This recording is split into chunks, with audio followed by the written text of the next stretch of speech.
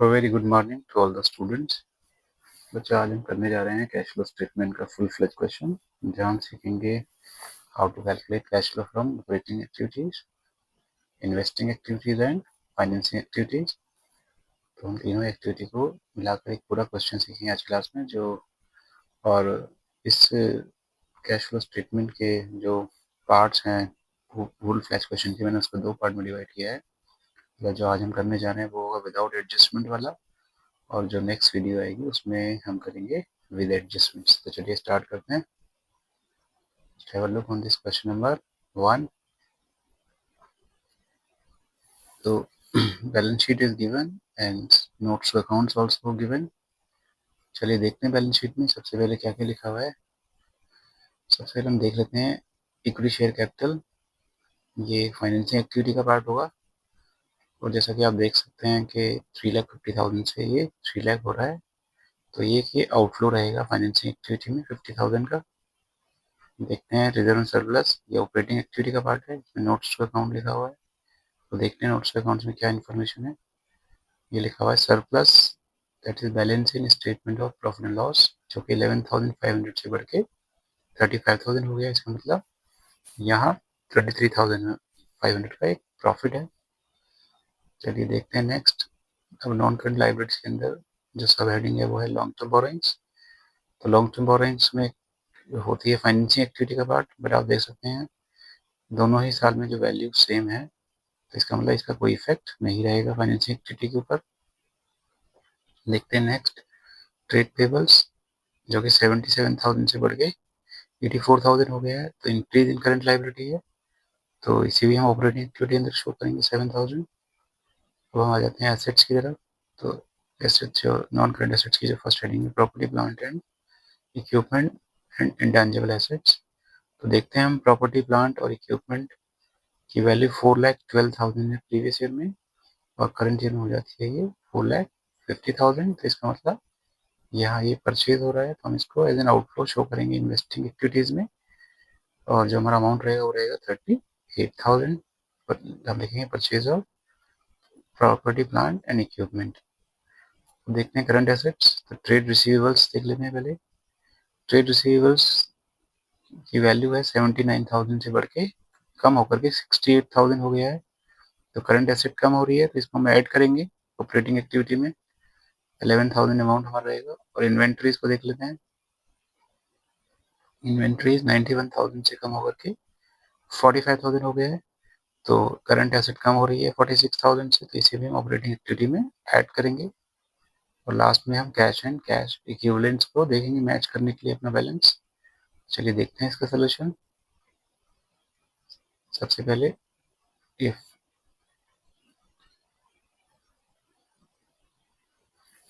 लिख लेते हैं इसको, सबसे पहले देख लेते हैं।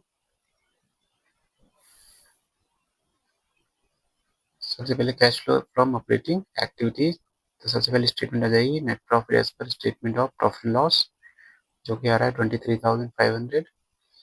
अब इसमें देखेंगे हम add non cash and non operating expenses, जो दिए ही नहीं है कुछ भी, तो हम उसको लिख करके स्किप भी कर सकते हैं बस, but to recall the format I just written this. तो इसको जो नेक्स्ट हमारा पार्ट आ जाएगा वो आ जाएगा operating profit before working capital changes, जो कि आ जाएगा 23,500। अब हमारे पास नेक्स्ट पार्ट आता है increase in current liabilities and decrease in current asset, और लेस में आ जाएगा decrease in current liabilities and increase in current assets. तो हम चेक करेंगे करंट एसेट्स और करंट लायबिलिटीज का फ्लो, जैसा कि भी हमने डिस्कस किया। ट्रेड रिसीवेबल्स भी कम हो रहे थे, तो उनको यहाँ एंटर कर दिया 11,000। स्टॉक की वैल्यू भी कम हो रही थी, उसको भी यहाँ प्लस में ऐड कर दिया है। और क्रेडिटर्स की वैल्यू बढ़ रही थी, तो उसको भी ऐड कॉलम में लिख दिया है। और लेस कॉलम में कोई भी एंट्री नहीं है, तो उसको हमने नील करके दिखा दिया है। तो अब इसको प्लस माइनस कर लेते हैं, तो हमारा नेट आंसर आ जाएगा 87,500। इसको हम लिख देंगे cash flow from operating activities. अब देखते हैं B, cash flow from investing activities. इसमें सिर्फ एक ही इंफॉर्मेशन थी, लैंड का इंफॉर्मेशन दिया हुआ था, जो जिसको लिख रहे हैं परचेज ऑफ लैंड, जो कि आ जाता है 38,000, क्योंकि आउटफ्लो है तो इसको हम ब्रैकेट में लिखेंगे। और कोई इन्फॉर्मेशन नहीं है इन्वेस्टिंग की, तो यही आंसर हमारा अमाउंट कॉलम में ट्रांसफर हो जाएगा। इसको हम लिख देंगे cash used in investing activities, क्योंकि नेगेटिव वैल्यू है तो इसको हम लिखेंगे कैश यूज्ड। चलिए मूव करते हैं सी पार्ट पर, यानी cash flow from financing activities. देख लेते हैं सबसे पहले इक्विटी शेयर्स की वैल्यू कम हो रही थी, तो कंपनी इक्विटी शेयर्स की वैल्यू कम होने का मतलब है कंपनी अपने शेयर्स को अपने शेयर होल्डर से वापस परचेज कर रही है, इसका मतलब इसे बोलते हैं हम बायबैक ऑफ इक्विटी शेयर्स। और क्योंकि एक आउटफ्लो होगा ये, तो इसका हम नेगेटिव में शो करेंगे और इसमें कोई भी इंफॉर्मेशन नहीं है, तो हम इसको लिख देंगे कैश यूज्ड इन फाइनेंसिंग एक्टिविटीज। अब हम इन तीनों वैल्यू को, यानी ये 150,000, 38,000 और 87,500, तीनों को प्लस माइनस कर लेते हैं, तो नेट इफेक्ट आ रहा है माइनस में 500 आ रहा है, तो इसको लिखेंगे net decrease in cash from A plus B plus C activities. और अगर ये प्लस में आता है तो हम इसको लिखते हैं net increase in cash from A plus B plus C activities. अब क्या करते हैं इसमें हम add cash and cash equivalent in the beginning of the year, यानी जो प्रीवियस ईयर का हमारा कैश का बैलेंस है या कैश और कैश इक्विवेलेंट का बैलेंस है उसको इसमें ऐड करेंगे, जो कि 56,500 है। तो अब इसमें अगर हम 500 को ऐड कर दें तो हमारा आंसर हो जाएगा 56,000, जो हमारे करंट ईयर के कैश और कैश इक्विवेलेंट के इक्वल होगा। इस तरह से हम अपना आंसर क्रॉस चेक भी कर सकते हैं। तो ये था क्वेश्चन नंबर 1। चलिए मूव करते हैं नेक्स्ट क्वेश्चन की तरफ। चलिए देखते हैं इस क्वेश्चन को। सबसे पहले इक्विटी शेयर कैपिटल, जैसे कि ऑलरेडी मैंने डिस्कस किया, ये फाइनेंसिंग एक्टिविटी का पार्ट है। 3 लाख है प्रीवियस ईयर में और 5 लाख करंट ईयर में हो गया है, तो 2 लाख का ये इनफ्लो हो जाएगा। देखते हैं रिजर्व सरप्लस, जो कि नोट्स अकाउंट लिखा हुआ है, तो देखते हैं रिजर्व सरप्लस में लिखा हुआ है, ये लिखा हुआ है surplus balance in statement of profit and loss, यानी प्रॉफिट की अमाउंट 60,000 से बढ़ के 1,10,000 हो गया है, तो इसका मतलब ये प्रॉफिट है वो बढ़ जाएगा 50,000 का नेट प्रॉफिट हो जाएगा। देखते हैं नेक्स्ट लॉन्ग टर्म बोरोइंग्स, 2,50,000 से बढ़ के ये लॉन्ग टर्म बोरोइंग 4 लाख हो गया है, तो इसका मतलब ये इनफ्लो का एग्जाम्पल है, 1,50,000 का इनफ्लो हो जाएगा।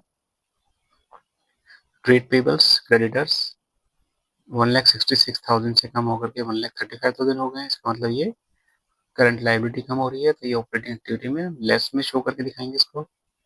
अब देखते हैं हम non current assets, property plant and equipment है, हमारी जो लैंड है यानी जो प्रॉपर्टी प्लांट इक्विपमेंट में देखते हैं वैल्यू 3 लाख से बढ़ के ये हो गया 7,50,000, यानी ये परचेज हो रहा है, तो इसको हम एज एन आउटफ्लो शो करेंगे इन्वेस्टिंग एक्टिविटी में। देखते हैं नॉन करंट इन्वेस्टमेंट 2 लाख से कम होकर ये हो जाता है 1,30,000, तो इसको हम एज एन इनफ्लो शो करेंगे, इसका मतलब ये इन्वेस्टमेंट को हमने सेल कर दिया है 70,000 का अमाउंट का। देखते हैं नेक्स्ट करंट एसेट्स में ट्रेड रिसीवेबल्स 79,000 से बढ़ के 90,000 हो गया है, तो करंट एसेट बढ़ रही है, तो ये हम इसको लेस करेंगे। ऐसे ही देखते हैं इन्वेंट्री, स्टॉक की वैल्यू 91,000 है प्रीवियस ईयर में और करंट ईयर में हो जाती है ये 70,000, तो आप देख सकते हैं स्टॉक की वैल्यू कम हो रही है, तो इसको हम ऐड करेंगे। और कैश एंड कैश इक्विवेलेंट्स और साथ साथ करंट इन्वेस्टमेंट, इसको हम चेक करें मैच करने के लिए यूज करेंगे। चलिए देखते हैं इसका सोल्यूशन। देख सकते हैं आप, सबसे पहले हमने लिखा cash flow from operating activities.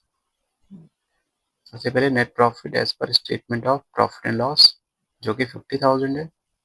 क्योंकि इसमें नॉन कैश एक्सपेंस की कोई भी ट्रांजेक्शन नहीं है, तो हम सीधा नेक्स्ट पार्ट पे मूव कर जाते हैं। जो नेक्स्ट पार्ट है वो है add increase in current liabilities and decrease in current assets, साथ साथ less decrease in current liabilities and increase in current assets.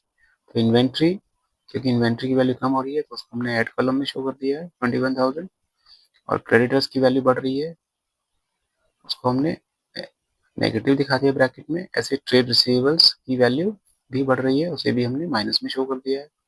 अब इन सारी वैल्यू को प्लस माइनस कर लेते हैं, जो प्लस माइनस करके आंसर आएगा वो आ जाएगा 29,000। तो इसको हम लिख देंगे cash flow from operating activities,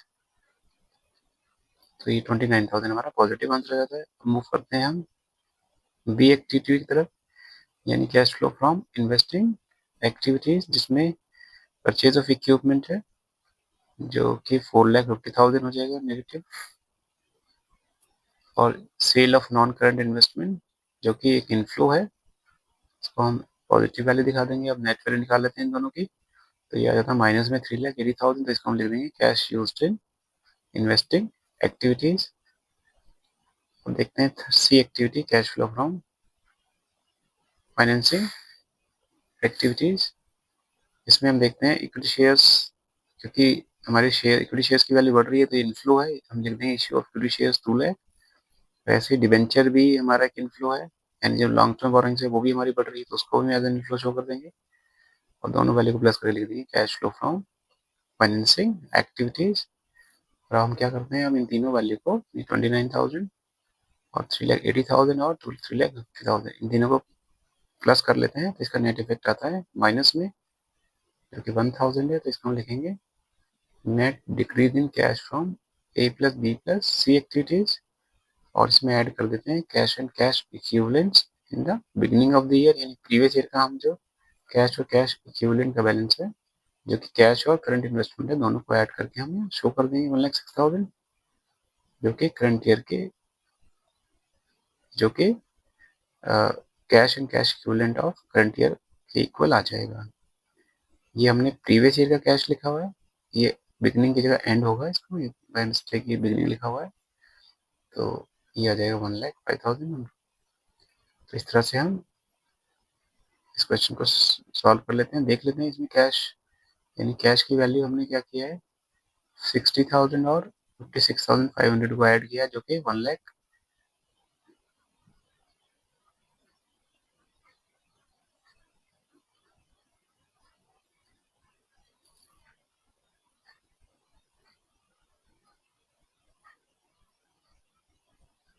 चलिए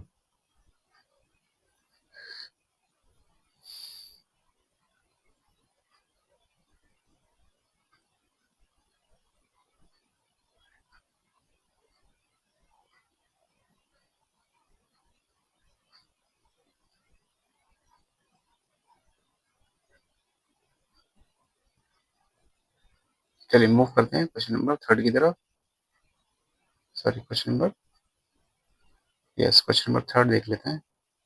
सीक्वेंस में 4 लिखा है, question number 3, following is the balance sheet of MXN Limited for the year ended 31st March 2024 and 25. Prepare a cash flow statement from the following information.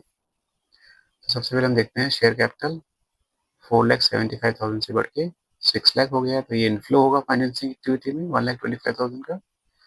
Reserve and surplus notes accounts है, देख लेते हैं इसमें notes accounts में surplus in balance in statement of profit and loss 95,000 से बढ़ के ये हो गया 2,20,000, तो ये प्रॉफिट हो जाएगा 1,25,000 का, जिसे हम ऑपरेटिंग एक्टिविटी में शो करेंगे।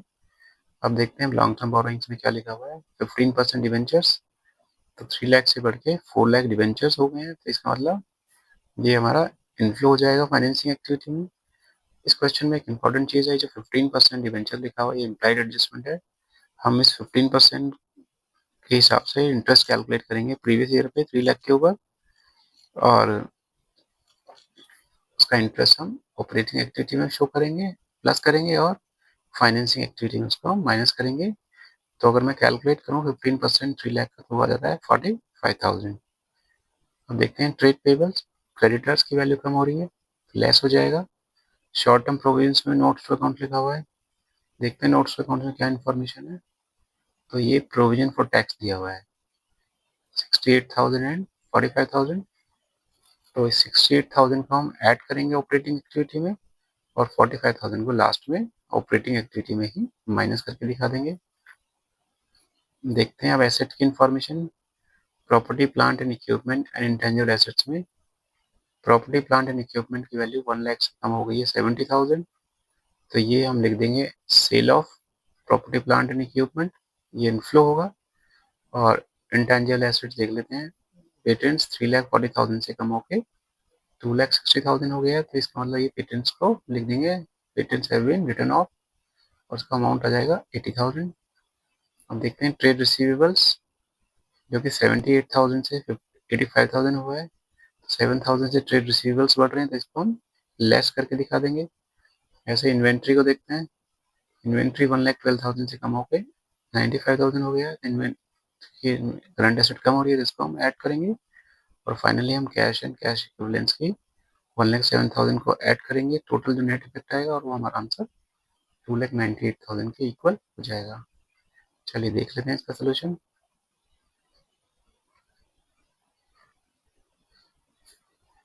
सबसे पहले net profit as per statement of profit and loss, जो कि आ जाता है 1,25,000। अब इसमें हम कर देते हैं एड प्रोविजन फॉर टैक्स 68,000, यानी करंट ईयर का जो प्रोविजन फॉर टैक्स है उसको हमने इसमें ऐड किया है। तो ये आ जाता है 1,93,000। इसको हम लिख देंगे net profit before tax and extra ordinary items. अब इसमें हम नॉन कैश और नॉन ऑपरेटिंग एक्सपेंसेस को ऐड कर लेते हैं, जो कि डिवेंचर इंटरेस्ट है 3 लाख का 15% हमने कैलकुलेट किया, जो कि आ जाता है 45,000। और पेटेंट जो राइट ऑफ किए गए थे उसको भी यहाँ ऐड कर लेते हैं 30,000। तो इन सबको ऐड करके आ जाता है 2,68,000, जिसको हम लिख देंगे operating profit before working capital changes. अब देख लेते हैं इंक्रीज इन करंट एसेट साथ साथ डिक्रीज इन करंट एसेट की क्या इन्फॉर्मेशन है, और देख लेते हैं डिक्रीज इन करंट लायबिलिटी साथ साथ इंक्रीज इन करंट एसेट्स की क्या इन्फॉर्मेशन है। इन्वेंट्री की वैल्यू कम हो रही थी, ऐड कर दिया है। क्रेडिटर्स की वैल्यू बढ़ रही है, उसको भी ऐड कर दिया है। ट्रेड रिसीवेबल्स की वैल्यू कम हो रही है, सॉरी बढ़ रही है, उसको हमने लेस कर दिया है। इन सारी वैल्यू को प्लस माइनस किया तो ये आंसर आ जाता है 3,16,000, जिसको हम लिखेंगे cash flow from operating activity before tax. और अब इसमें से हम टैक्स पेड करेंगे, यानी जो provision for tax previous year का उसे माइनस कर देते हैं। तो नेट आंसर आ जाता है 2,71,000। तो इसे हम लिख देंगे cash flow from operating activities. Move करते हैं next, cash flow from investing activities. तो इसमें इक्विपमेंट की वैल्यू बढ़ रही थी, उसको हम लिख देंगे परचेज ऑफ इक्विपमेंट 3,40,000। और नॉन करंट इन्वेस्टमेंट की वैल्यू कम हो रही थी, उससे हम लिख देंगे sale of non current investment 80,000। दोनों वैल्यू को प्लस कर लेते हैं, नेट इफेक्ट आ जाएगा माइनस में 2,60,000। तो इसे हम लिखेंगे cash used in investing activities. हम देखते हैं हम cash flow from financing activities. तो इक्विटी शेयर्स की वैल्यू बढ़ रही है तो इश्यू हो रहा है, उसे हम लिख देंगे issue of equity shares. Debenture भी की वैल्यू बढ़ रही है, उसे भी हम लिख देंगे इश्यू ऑफ डिवेंचर्स।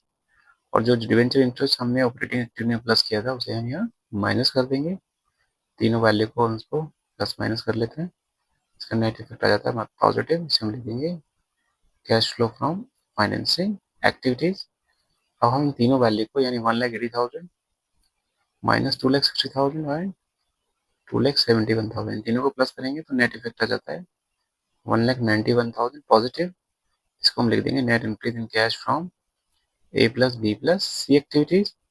अब इसमें हम cash and cash equivalent of previous year plus कर लेते हैं, तो ये हमारे करंट ईयर के कैश और कैश इक्विवेलेंट के इक्वल आ जाएगा। इस तरह से हम चेक कर सकते हैं अपना सोल्यूशन, ये ऑटोमेटिकली क्रॉस चेक हो जाएगा। तो चलिए बच्चों, ये हमने आज कुछ क्वेश्चन किए कैश फ्लो स्टेटमेंट के, जहाँ हमने सीखा है how to prepare cash flow statement through operating investing and financing activities. और जो हमने क्वेश्चंस लिए हैं वहाँ हमने विदाउट एडजस्टमेंट के क्वेश्चन लिए हैं। सीरीज क्वेश्चन में एक इम्प्लाइड एडजस्टमेंट थी 15% डिवेंचर्स की।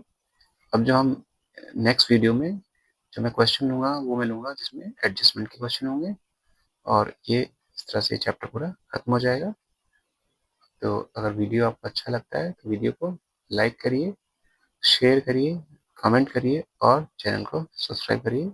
और दिए नंबर पे आप किसी भी क्वेरी के लिए कांटेक्ट कर सकते हैं। Thank you very much student for watching this video.